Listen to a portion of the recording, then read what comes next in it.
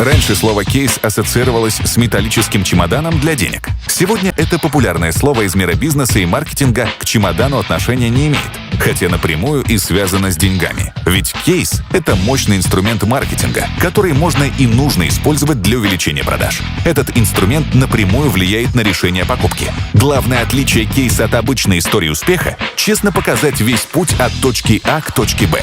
То, с чего вы начинали. Продавала халаты, продавала пакеты, продавала обувь, сумки, яблоки. У меня было 18 кредитов, и я не знала уже, чем их отдавать.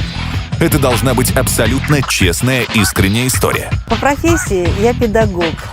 25 лет отдала любимой профессии. Расскажите о всех трудностях, которые встречались вам на пути, и как вы их преодолели. Спонсор объявил о том, что он уходит из проекта.